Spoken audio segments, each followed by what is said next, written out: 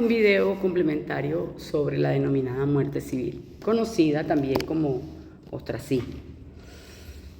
Y estoy hablando de una idea que durante siglos existió en el derecho, es decir, una persona podía estar biológicamente viva, pero podía ser tratada jurídicamente como que si hubiese dejado de existir.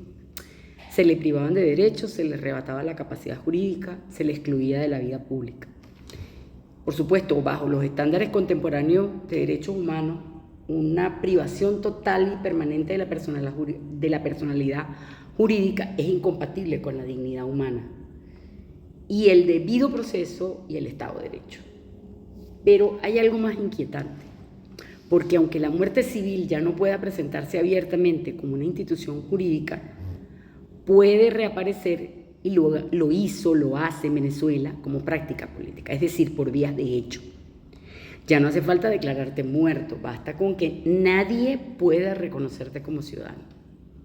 Basta con quitarte el derecho a votar, impedirte obtener documentos, bloquearte una cuenta, prohibir salir del país, inhabilitarte, perseguirte judicialmente, expulsarte, encarcelarte, destruir públicamente tu reputación con los bots, con los laboratorios que contratan.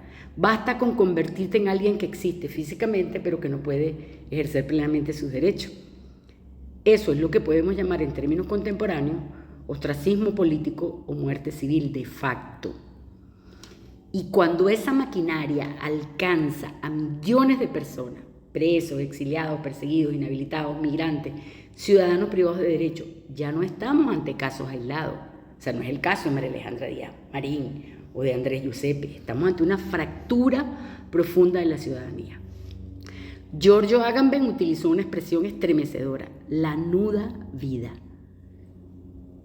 El ser humano reducido a su existencia biológica, pero despojado de la protección política efectiva. Y aquí aparece una pregunta que Venezuela todavía no ha respondido.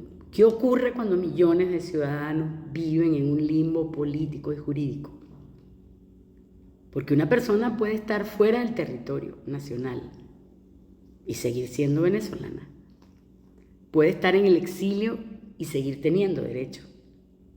Puede estar perseguida y seguir siendo ciudadano o ciudadana. Puede ser disidente y seguir teniendo dignidad.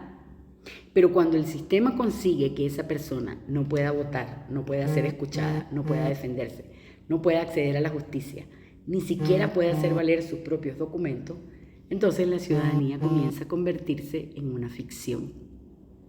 Y esa ficción puede ser utilizada como un mecanismo de control.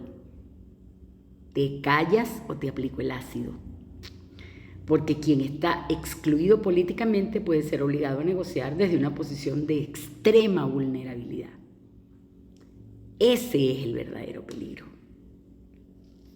Y en Venezuela, además, existe algo todavía más perverso. La muerte civil no afecta solamente al adversario del gobierno.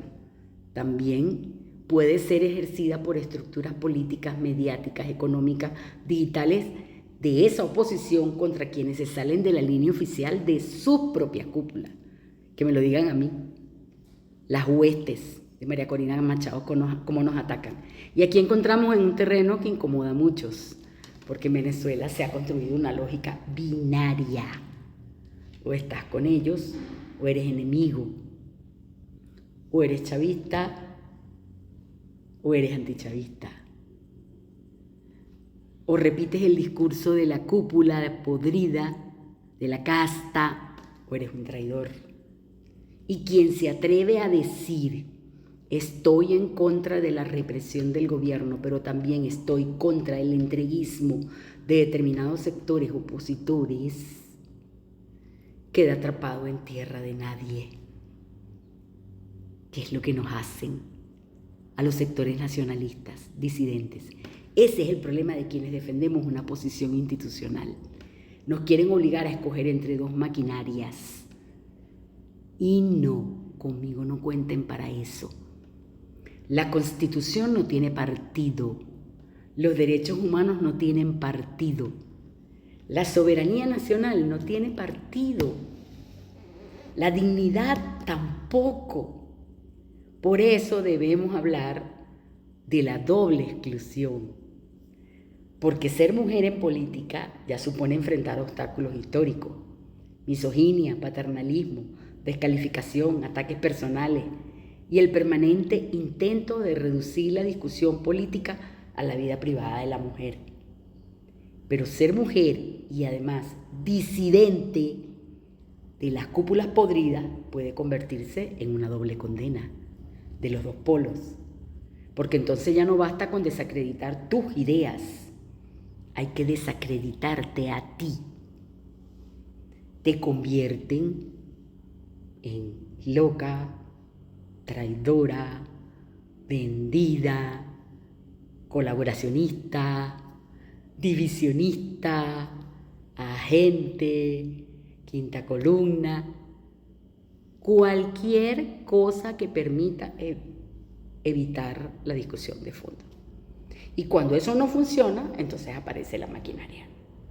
Las campañas de odio, las acusaciones sin prueba, los supuestos financiamientos imaginarios, los expedientes que nadie puede consultar porque no te dan acceso a la justicia, las inhabilitaciones perpetuas, los bloqueos, que no te reciben ni siquiera las comunicaciones, amenazas, aislamiento y finalmente el cierre de todas las puertas institucionales. Es el viejo ostracismo, pero con tecnología del siglo XXI. Antes te expulsaban de la plaza pública. Hoy te expulsan de las redes, de los medios, de los partidos, de las instituciones y hasta de los circuitos económicos. Y lo más grave es que algunos lo hacen mientras hablan de democracia y se las dan de demócratas. Así que yo quiero ser absolutamente clara.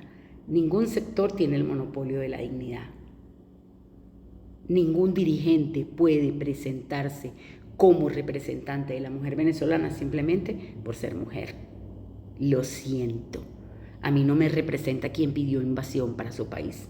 La condición femenina no convierte automáticamente a nadie en demócrata. Tampoco convierte automáticamente a nadie en patriota. Y tampoco concede inmunidad frente a la responsabilidad política, por ejemplo, de quien pidió invasión.